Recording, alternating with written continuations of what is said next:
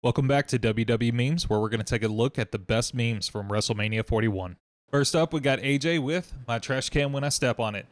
When Cody first came out, I immediately had some Iron Man vibes from it, but it was so cool. The dirt bikes running across the stage, everything was just completely hype. I love the video smoke coming up the wall, but then whenever he was standing there with this obnoxiously oversized, competing for another best entrance costume, we got Finn Balor, who was cosplaying SpongeBob. When he first came out, I admit I was hoping that we'd get a little bit of a demon vibe going on, or at least a hint towards a demon vibe, but he went completely the other direction, decided to be a giant yellow school bus, and SpongeBob has appeared, even complete with the yellow gloves, which in my mind absolutely sold it.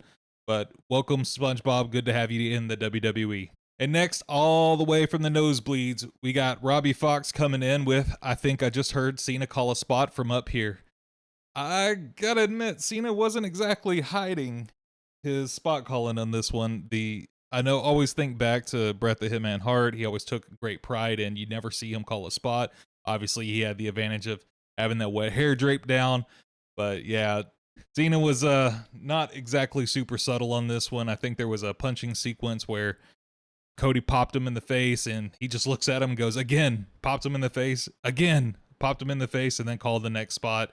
I think he got caught on more than a couple of occasions, so not exactly the slickest moment of all time for John Cena. Next up, thank goodness everybody is safe. Stone Cold was a menace on that ATV. He was having a good old time. You could tell he was completely in his element, whipping around there, wanted to put on a show. Halfway thought he might even thought about trying to pop up the front end coming around that last corner, but I think we all saw it as he was rounding the corner. I was like, he's not gonna make it. And sure enough, he plows into the wall. Thank goodness it didn't move that much, but he definitely did move it. There was one guy that just immediately said, "Hey, I'm okay." But yeah, I think staff was talking to them. I think there might have been at least one person upset. But hey, at least Lucy is okay. And then we've got AEW out of context. The crowd watching Stone Cold Steve Austin getting ready to crash into him. I think this was me at home too. Me and my wife, we were sitting there watching it. We're just like, "Oh no, here it comes," and boom. So thank goodness it seems like everybody walked away from that okay. I was happy to see that after Stone Cold was done doing his bit in the middle of the ring, there was already a staff member that was talking to them, making sure that they were taken care of. And then class act, Stone Cold hops out of the ring, walks up to them, makes sure that they're situated okay, offers them a personal apology, I'm assuming. But yeah, I think we all saw that coming, and yeah, it happens. Those of you that have seen some of my other content and the other fantasy bookings and predictions that I put out into the world, you know that I was absolutely banking on the fact that The Rock was going to be there.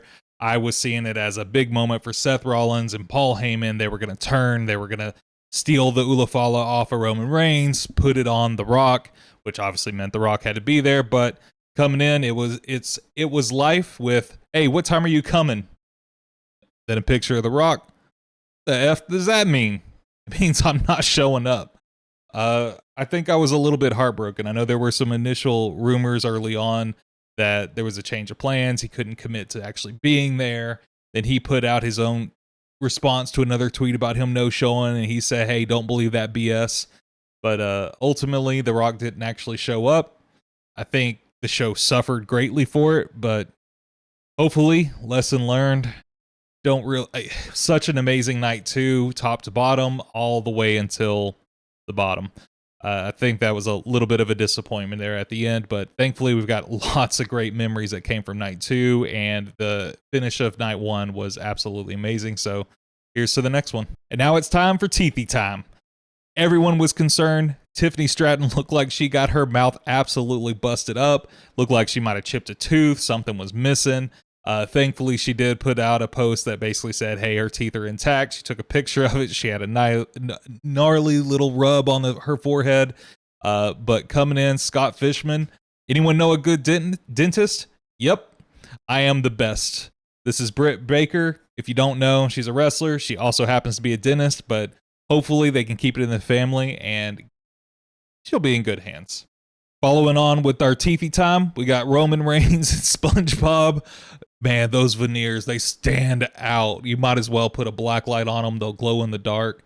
Every single time I see him, it just looks like there's CGI just happening inside of his mouth. So This is awesome. Thank you, Brady, for contributing that. Continuing our trend of Tiffy time, we've got Mommy portraying her version of the Mouth of Sauron. Immediately, whenever she came out, the first thought I had, and she put that big smile on with the red lipstick, I immediately thought Joker. And then I saw the kind of bone work coming around her face, and yeah, I couldn't help it. It was immediately Mouth of Sauron vibes coming out of that, but she's the absolute queen.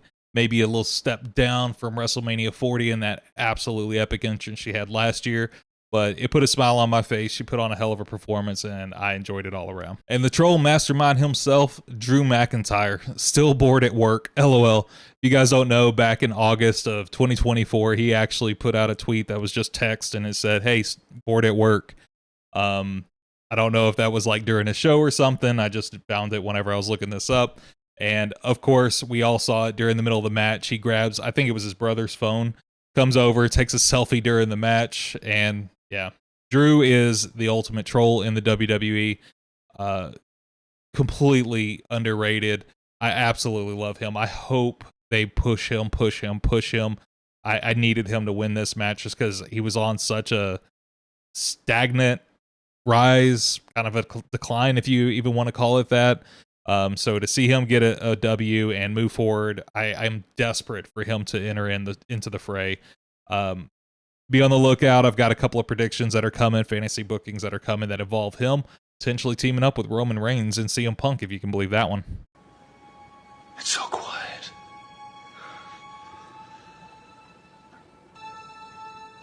I'd almost forgotten.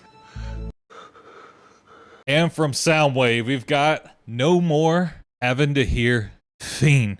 You know what? I can't even complain that much. It's kind of a perfect soundtrack for an event like this. They're obviously trying to broaden their audience, bringing in that type of talent. It's obviously going to resonate. It's done a great job. I enjoyed it. Maybe I am glad that it's going to be coming to a close. Excited to see what the next replacement's going to be.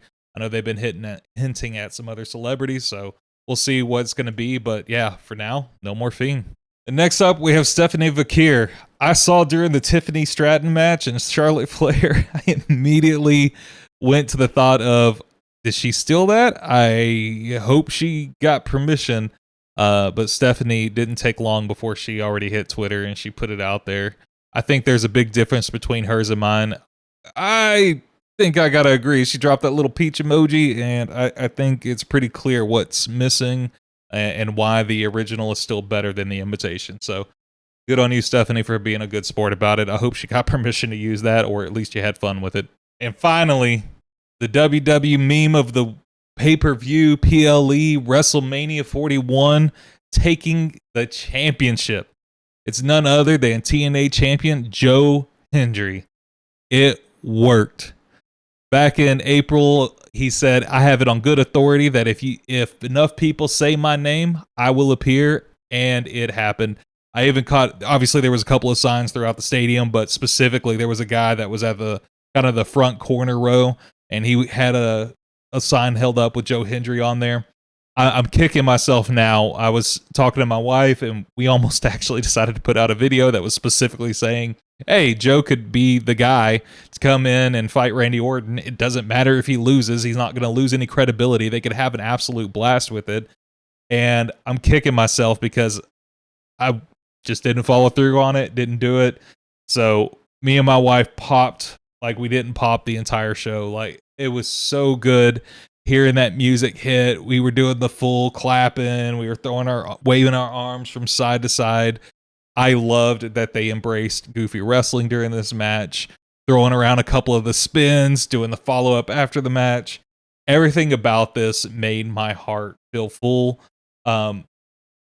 It was handled so well. It's perfectly okay. Joe Hendry loses absolutely nothing by losing to Randy Orton at WrestleMania. I know there was some talk about if he came in, maybe they'd pair him up with somebody and they didn't want him to lose because it would make their champion look weak, but this was all around a win for everybody. If you don't know who Joe Hendry is, definitely look up some of his YouTube clips.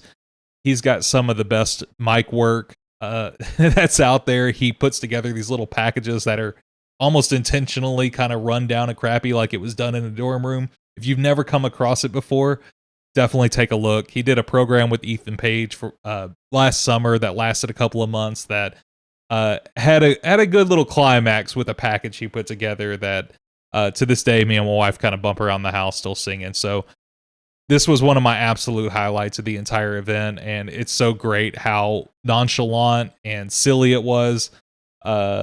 I can't wait to see if they're going to continue doing this. This is just everything that I was hoping for out of a WrestleMania. So, Joe Hendry, thank you.